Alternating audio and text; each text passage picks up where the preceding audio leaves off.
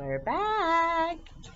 Chapter 7. A sea on fire. Remember, we're still learning about Pearl Harbor. Chapter 7. Oil pouring out of the dying U.S. ships covered the water in a thick slime that caught on fire. Look, there it is. The oil in the water caught on fire. Sailors jumping off burning ships landed in the water that was burning too. Meanwhile, the U.S. airfields were also ablaze and fuel exploded from bombed planes. Japanese bomber planes did not stop hammering the bases until every weapon in their loads had been used. Fighter planes swooped behind the bombers. They blasted the bases with machine guns, flying low to the ground. They fired everything. Look at their running bomber planes. Everything in sight. Planes, barracks, dining halls, and men running for safety. Soldiers saw Japanese pilots lean out of their cockpits and smiled as they streaked past. The planes flew so close it was like you could throw rocks at them, said an airman. At 8:35, there was a brief pause in the action as the wave of Japanese planes flew off. About 20 minutes later, a second wave of Japanese planes roared into Pearl Harbor to finish the job by destroying the ships that had already been hit and the planes that were already burning. But now the Americans were ready to fight back. Soldiers and sailors raced to the arm of the big guns and clear the runways and decks. Most of the 29 enemy planes that U.S. forces down that day were destroyed during the second wave of attack. Oh my goodness. Look, we hit a Japanese plane and it's going down because we were ready to fight.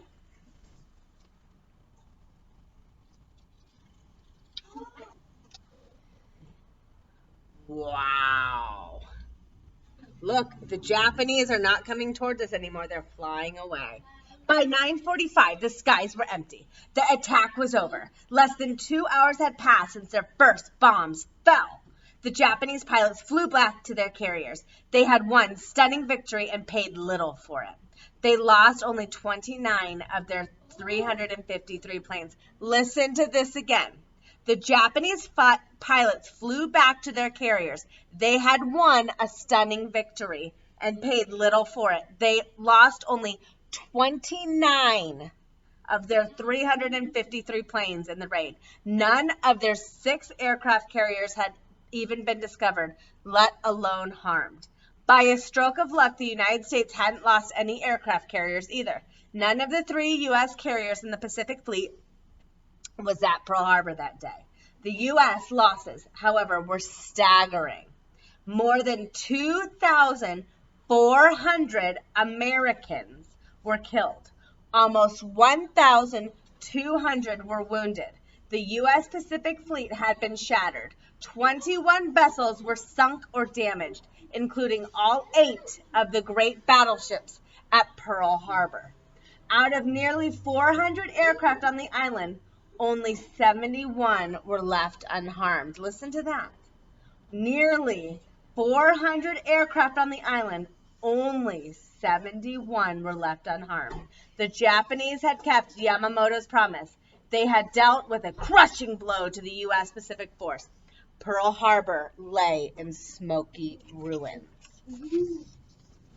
So let's review. The oil from the ships were on fire in the water. That's how much oil was there. The Japanese, look, they got our planes, they got our ships. There was a small break, a very small break from 8:35, 20 minutes, and then the Japanese planes attacked. The second wave of Japanese planes, 170 planes came and attacked the U.S. again. But what did we do? We fought back. We were ready.